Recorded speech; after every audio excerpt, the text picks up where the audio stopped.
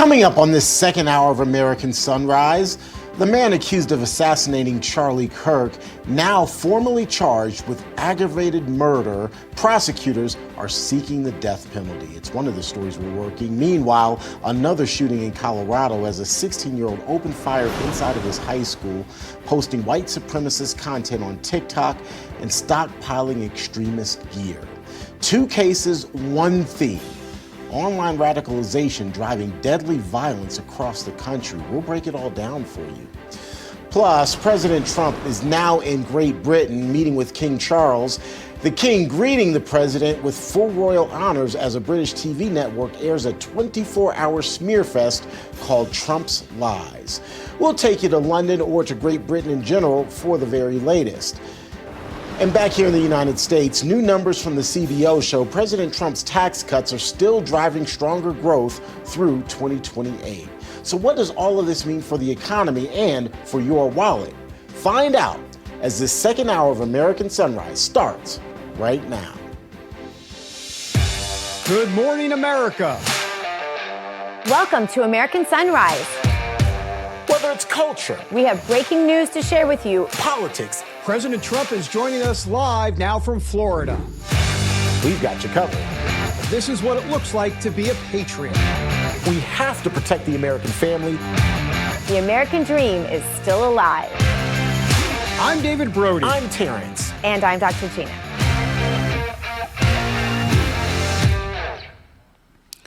Welcome back, everybody, to the second hour of American Sunrise. I'm David Brody, coming to you from D.C. Let's bring in Dr. G in West Palm, T. Bates in our Denver newsroom. Hey, good morning to you guys. So at the top of the first hour, we really didn't talk much about this and some of the developments regarding Tyler Robinson and the Charlie Kirk assassination because of the breaking news with President Trump. But, Gina, a couple things. The investigation now confirming that they were lovers, Tyler Robinson and his roommate. That's the word used.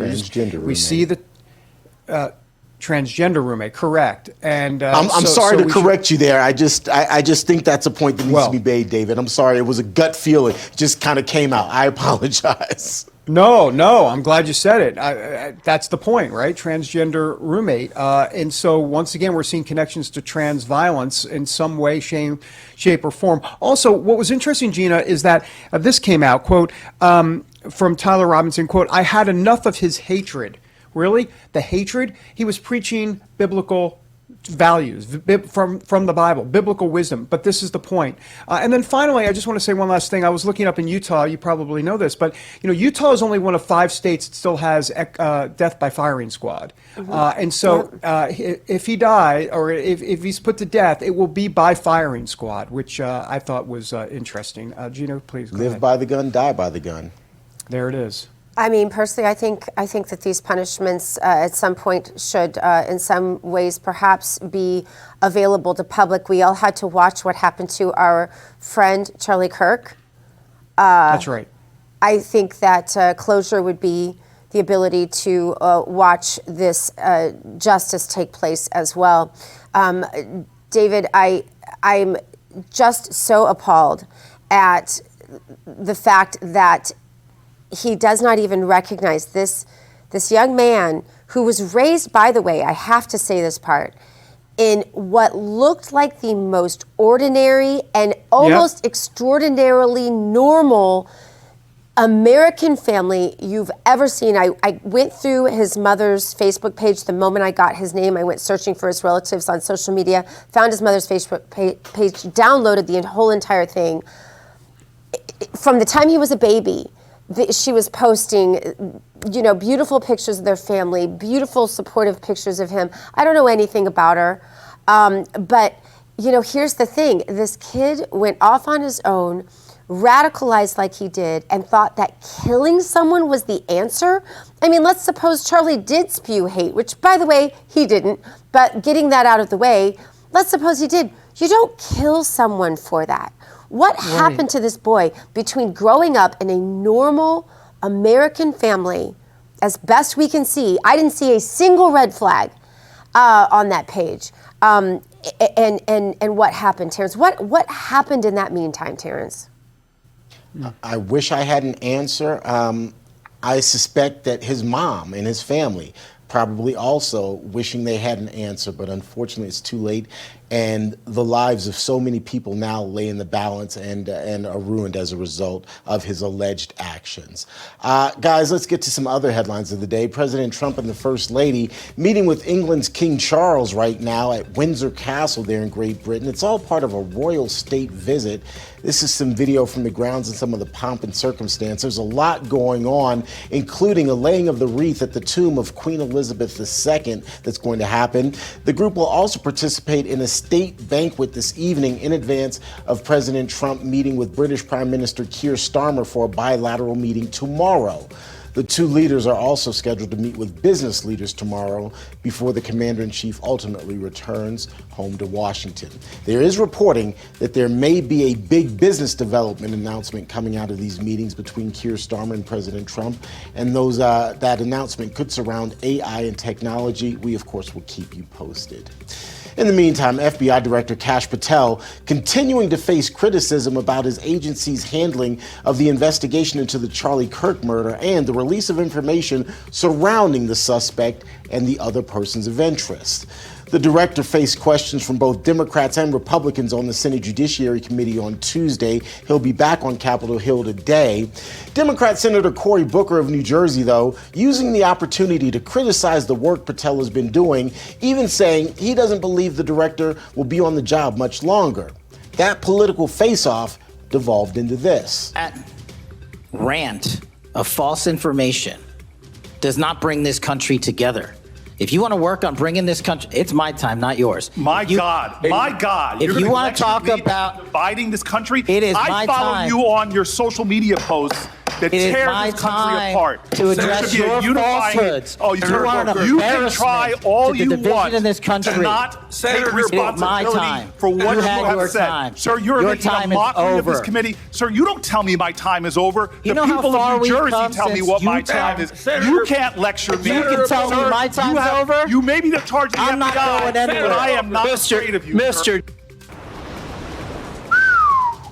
Expect more of the same today. Again, Kash Patel will be back on Capitol Hill, this time in front of a House committee. We, of course, will be covering that throughout the day here on Real America's Voice as well. Time now to get a quick check of your forecast. Meteorologist Tracy Anthony from our friends over at Weather Nation joining us. Tracy, many of our viewers are going to have all eyes on Phoenix, Arizona, particularly Sunday for Charlie Kirk's funeral. What's the forecast looking like for that area?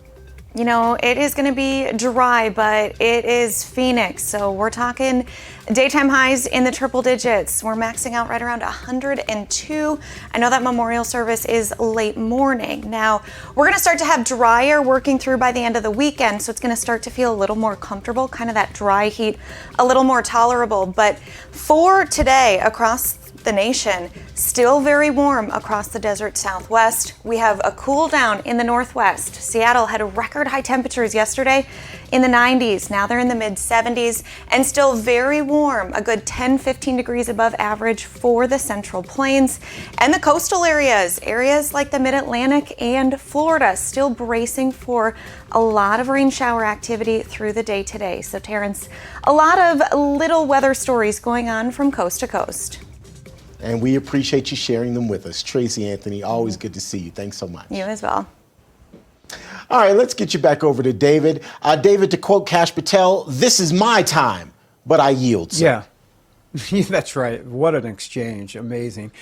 All right, T. Bates, let's go ahead and get back, obviously, to the top story. That would be just the fallout from the assassination of Charlie Kirk. Missouri Congressman Eric Burleson with us here on the show.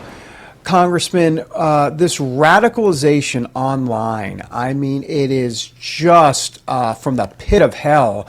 Why does this keep slipping past us? What's going on? What can be done? Can Congress have a role in this at all?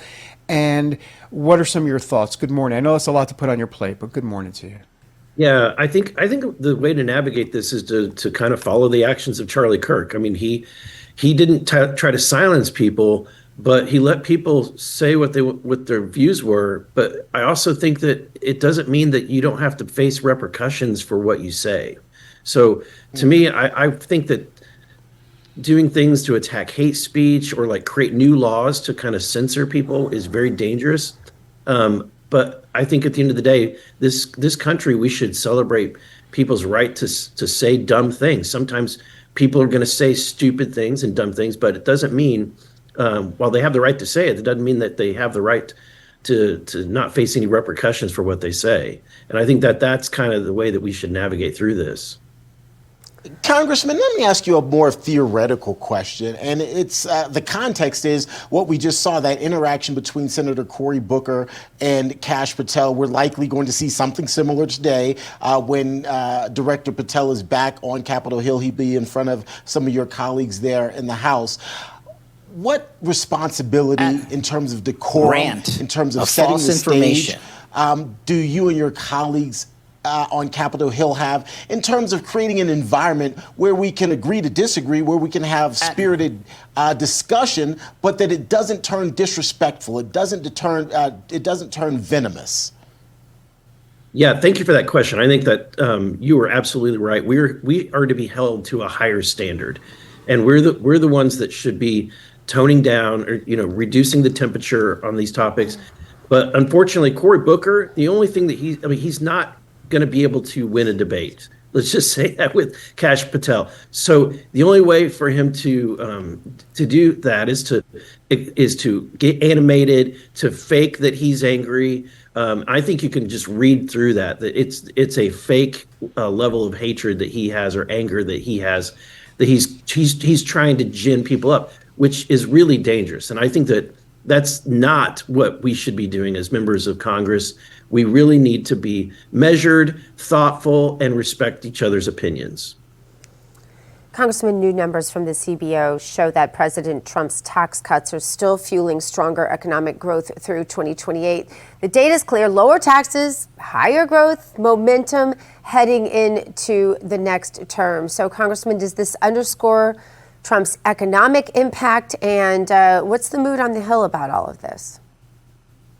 I think that he is leading the way. I think he is truly going to usher in a golden era of economic activity. Whenever I talk to manufacturers, the amount of excitement about bringing back manufacturing to the United States.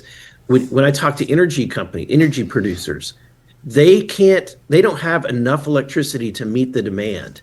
Because there's so much demand of companies, whether it's manufacturing or data centers or AI, the electricity demands are through the roof. And so all of that means economic growth and opportunity in the United States. Congressman Burleson, always great to have you. Thanks for being here. Appreciate you. Thanks, Congressman.